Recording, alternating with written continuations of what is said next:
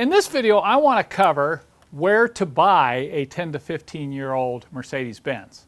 That comes down to, should I buy it from a dealer or should I buy it from a private party?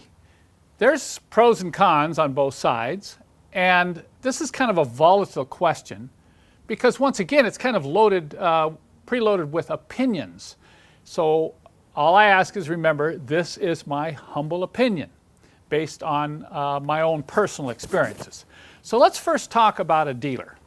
A lot of people will avoid dealers at all costs. They say, "Oh, I never buy a car from a dealer. I don't like to drive in there," and you know the feeling when you drive into a dealer, you see all these people kind of gathering around, swarming in on you. I got to get out of here. And so people say, "I'm only going to buy from a private party." Okay, let's talk about the private party. Why are they selling? Who are they?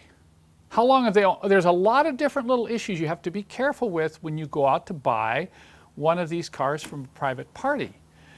And with a dealer, there's other issues you have to be concerned about.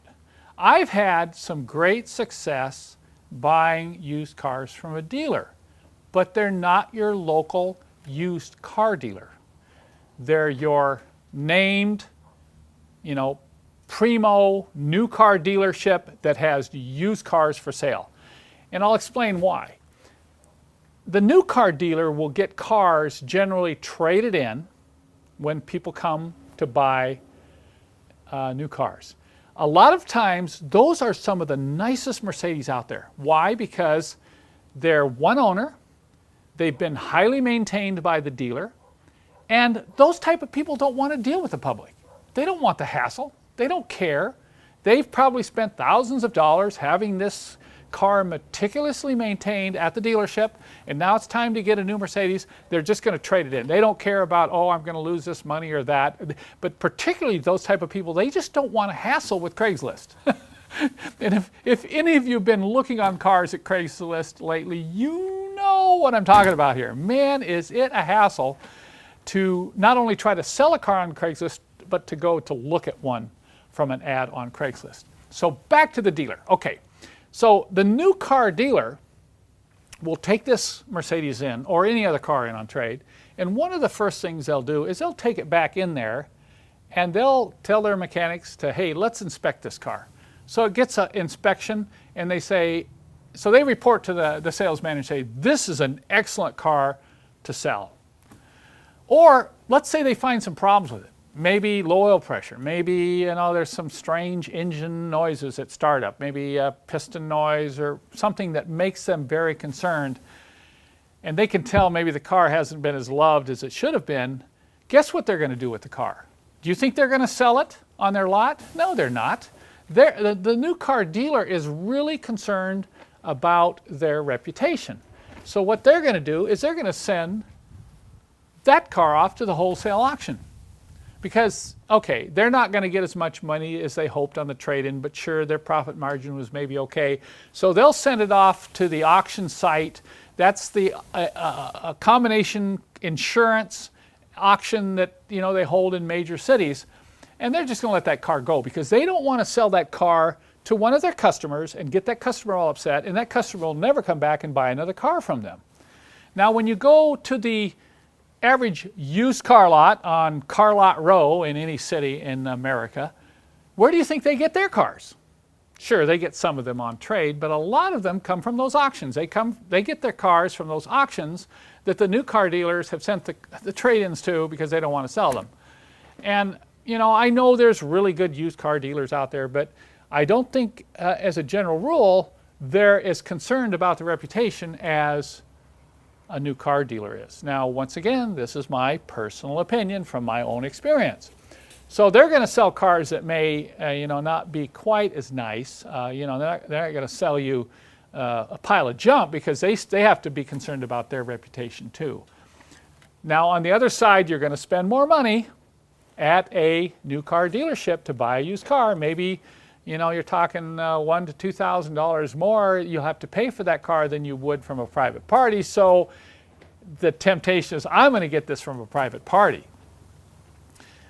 Okay, if you want the very best car and you want to spend a little bit more money for that insurance, because as a general rule, if you buy a used Mercedes from a named dealer and you have a problem with it, you've got some comeback. If you buy it from a private party, you have nothing. You know, you're stuck with it. So you have to weigh that when you answer the question in your own mind, should I go with a dealer or should I go with a private party? It also comes down to how much of the maintenance you're going to do yourself, because I'm going to recommend, if you don't plan to do a lot of the maintenance yourself, just, you know, basic service and so on, then you might want to consider buying it from a new car dealership. And if it's new enough, you even want to get a warranty. You know, I tell people on these newer ones up into the, you know, late 2000s that if you're buying a used, just go get a Star Mark warranty.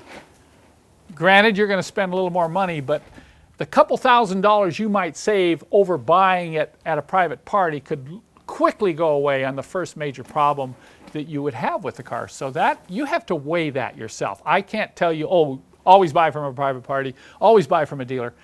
You're going to have to look at your own situation. I've had some good experiences buying with private parties, but a lot of times you have to really look at the person who's selling it to you. And one of the first questions I ask when I call on a car from a private party is, how long have you owned the car?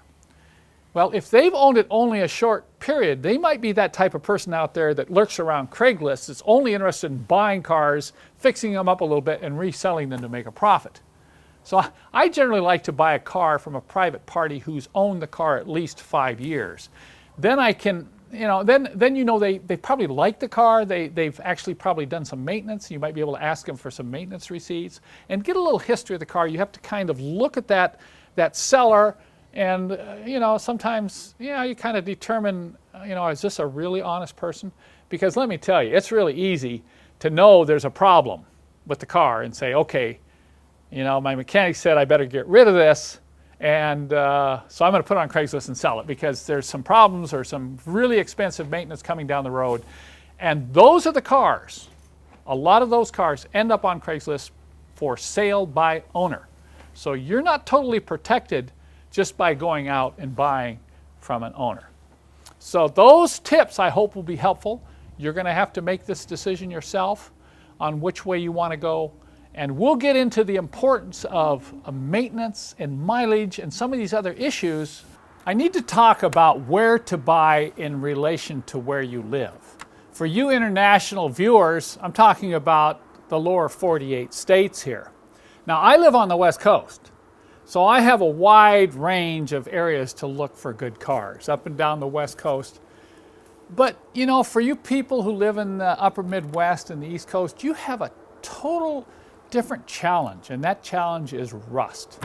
And yes, if you've seen any of my other videos, you know how I feel about buying rusty cars. I personally avoid them at all costs, particularly on these 10 to 15-year-old Mercedes.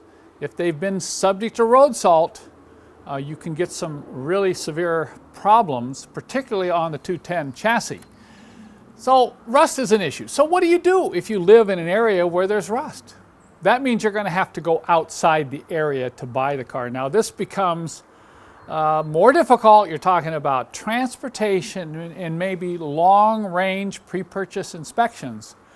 I know it's a hassle, but let me tell you, it's worth it.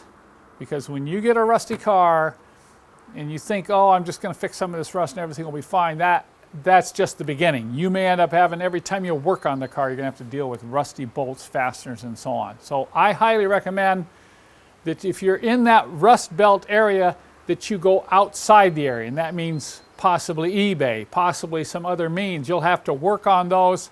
I know there's a whole issue with, you know, getting cars on eBay that's a little fraught with risk. And then maybe in a future video, I'll talk more about buying a car on eBay. And then as a final note, I want to mention auctions. Okay, isn't that fun? Go out and buy one of these cars at auction. Well, if you like to go to Vegas and roll the dice, go ahead and try it. I personally don't do it because there's a reason those cars end up at auction, and be ready, you can get some real surprises. So So now that we've covered on where to buy a car, in the next video, I'm going to discuss why I have chosen 10 to 15-year-old Mercedes to discuss in this video series.